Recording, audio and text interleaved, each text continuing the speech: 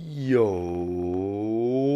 what's going on, YouTube? And welcome back to Goal Line Hockey. It's your boy, Kevin Forte, and today we are taking a look at the Calgary Flames. Now, the Calgary Flames right now have a couple of needs that they would like to address at this year's NHL trade deadline, so we will be going over some of those in today's video. So the Calgary Flames right now are in a pretty interesting spot. They had that really nice start to the season, and everybody was pretty dead set that they would be a playoff team in the Pacific Division. And there has been some growing concern that maybe they missed the playoffs this year. They are kind of an in and out, a fringe wild card team right now in the Western Conference. So how are things going to play out for the Flames? And there's been a lot of rumors that in terms of being a buyer or a seller, it sounds like the Flames want to be buyers at this year's trade deadline. And, they've kind of been in a rut here over the past couple of years compared to their rivals in the West and in the East and the West. In Vancouver and Edmonton, they have not done so great. But if you had to consider between those three teams, the Flames are probably not the top team right now. So you look at the Calgary Flames lineup. That's where we're going to start today's video. And the glaring need is down the middle. Now, you look at their center core right now. You have Elias Lindholm as your first-line center, Mikael Backlund, Sean Monahan, and Adam Ruzicka. The problem is, you have Blake Coleman, who you brought in, right, as a center. You were hoping that he was going to be that second-line center. Turns out Michael Backlund has been better in that spot than Coleman. There was a lot of debate at the beginning, really last free agency, right? The bust potentially being Blake Coleman, coming off of 2 straight Stanley Cups with the Tampa Bay Lightning. As a third-line center, would he have that same production and that same ability as a center in the top 6, as a second-line center? And unfortunately, we have seen that necessarily hasn't been a great spot for him. What is that saying? A leopard doesn't change its spots, so to force him to be from a very, very good third-line center, turning him into a second-line center, that is a huge amount of, there is a big progression there. And I think that's been a little bit of a tough adjustment this year for Blake Coleman in his first season with the Flames. And that is a healthy roster. The only player right now that is out is Tyler Pitlick, who has played center but is not going to fill that role as a second-line player. So you look at their top 6, it's Johnny Gaudreau and Matthew Tkachuk on the wings with Elias Lindholm. That line has been very good. The second line is pretty good as well. Andrew Mangiapane, Michael Backlund, and Blake Coleman. But you could argue the latter of those three should probably be on the third line, realistically, in terms of a good playoff team. Backlund and Coleman would be on the third line, and they would be better suited there. So then comes the question, what do the Flames want to add? And ideally, I think the Flames would like to add a top 6 center, or at the very least, a top 6 winger that can play center if need be. And that's where there's been a lot of rumors about what the Flames may, in fact, do at this year's deadline. So I brought up a couple of interesting names to varying degrees. It depends on how in Brad Treliving and the Calgary Flames are at this year's deadline.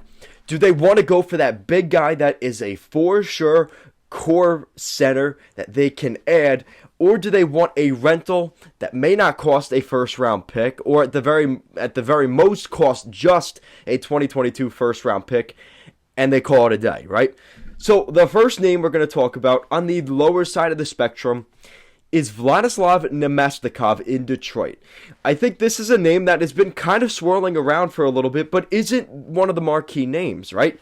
And isn't the big sexy pickup for the Calgary Flames by any means necessary, but he's a pretty serviceable player, and he can play center.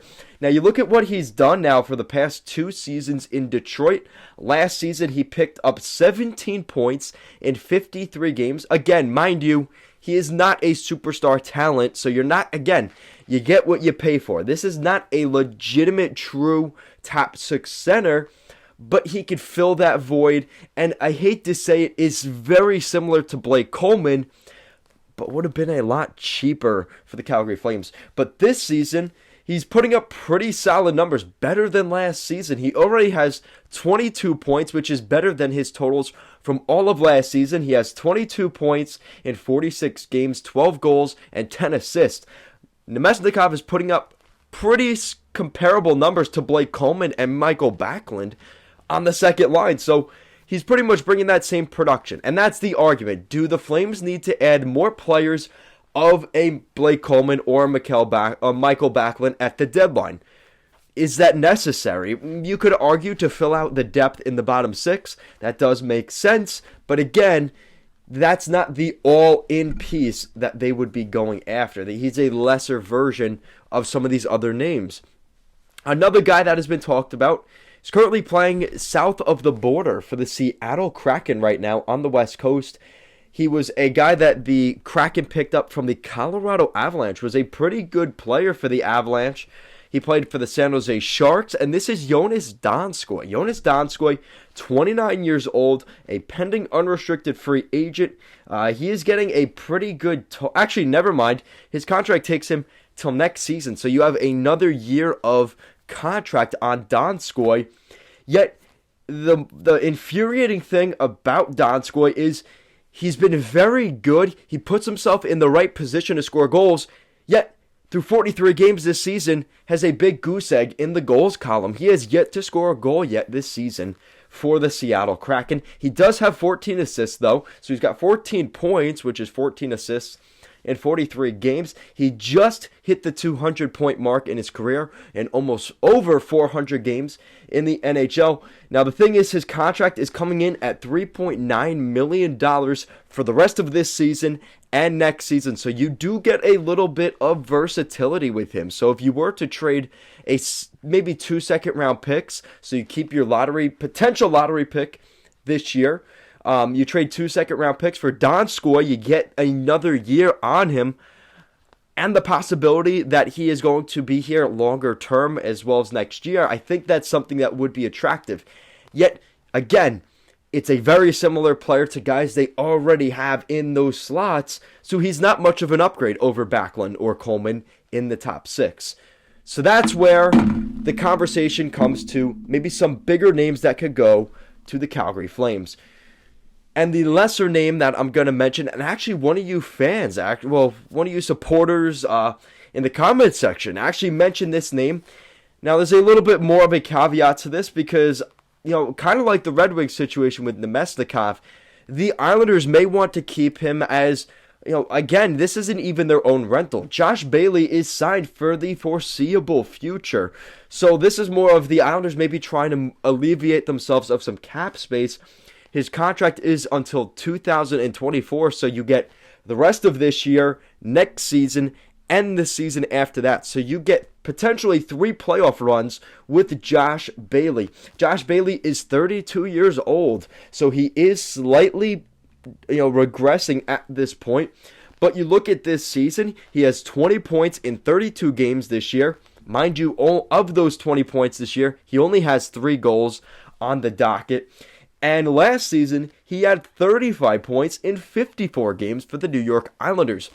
Now, again, as an Islander fan, I've been watching him for a very long time. I was just watching him against the Seattle Kraken.